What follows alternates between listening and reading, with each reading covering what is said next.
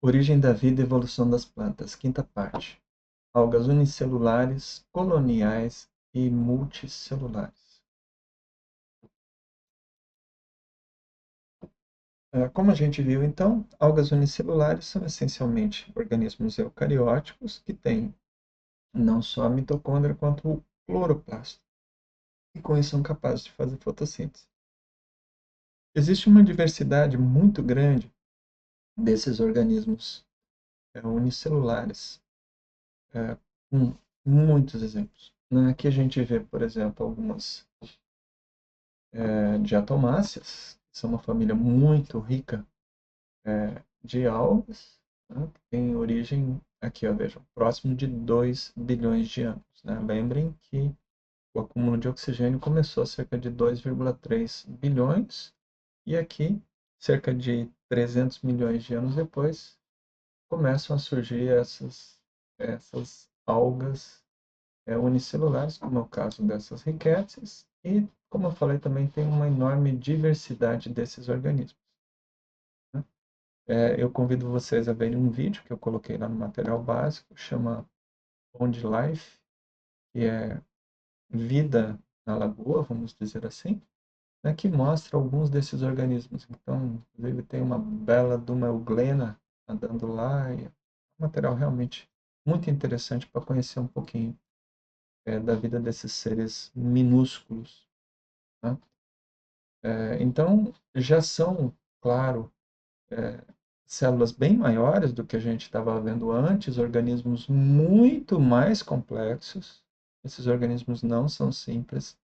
O nível de complexidade disso aqui é absurdo. A gente só vê, digamos assim, tem só uma pequena ideia disso. E olhando para eles, parece que é uma coisa muito simples, né?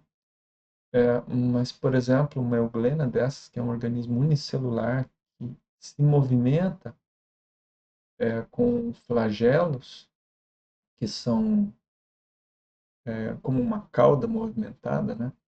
Que se agita, tem estruturas de captura de luz, olhos, olhos, que usa esses olhos, inclusive, para se direcionar, mas essa criatura tem uma célula só. Né? Então, usa esses sensores de luz para se direcionar para o lugar onde tem luz e, com isso, fazer fotossíntese. Bem, então, a partir desses organismos unicelulares de vida livre, né, começam a aparecer os organismos multicelulares. Aqui vejam que organismos multicelulares não é uma exclusividade de seres eucarióticos. Eu já tinha falado para vocês dessas algas, dessas cianobactérias fotossintetizantes, né?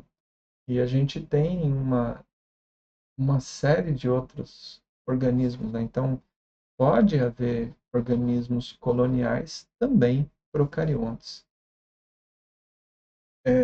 E dentro das algas, né, tem uma série também desses organismos coloniais dos mais diferentes tipos. Né? Aqui é uma Volvox, é uma colônia com vários Volvox, inclusive algumas colônias menores, né? Ela forma uma grande e essas colônias menores vão se formando. O organismo colonial, ele tem uma vantagem com relação ao organismo unicelular, porque a célula tem um limite para crescer. Por mais dobra que você faça, tem um tamanho máximo que ela pode atingir. Então, tem um nível máximo de complexidade que você pode incorporar em uma única célula. Essa Volvox da direita é um exemplo. Vejam como ela forma uma estrutura, né, semelhante a uma esfera, vamos dizer assim, ou um balão, que obviamente uma célula sozinha não podia fazer. Então, essa estrutura ali consegue agora se movimentar sozinha, caminhar em direção à luz, se proteger de predadores porque tem um tamanho maior, enfim, uma série de funções que só podem ser adquiridas em grupo.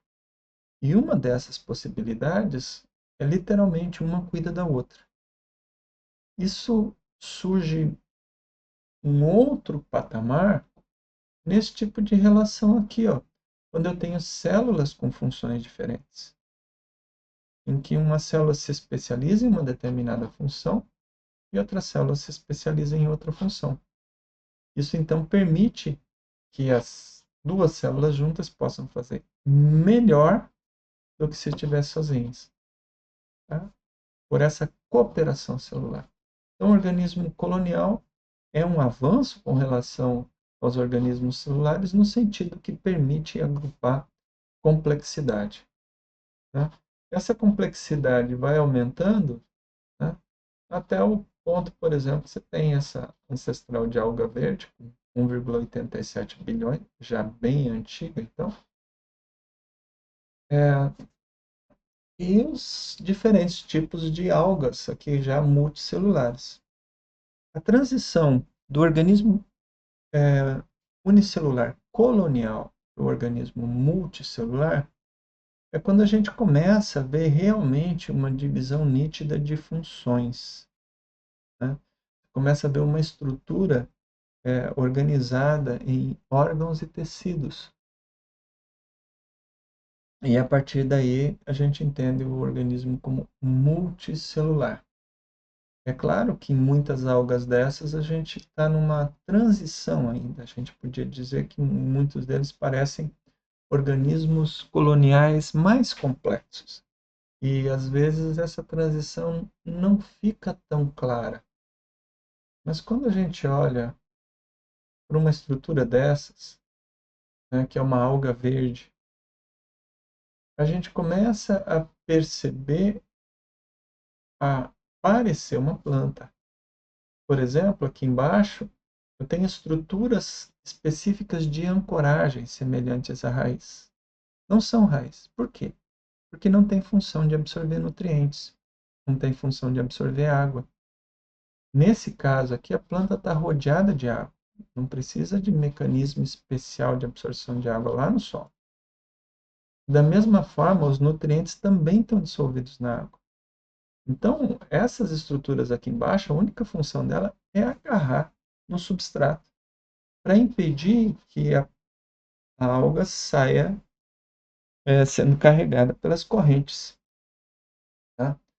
E, ao mesmo tempo, essa estrutura de ancoragem precisa ser alimentada.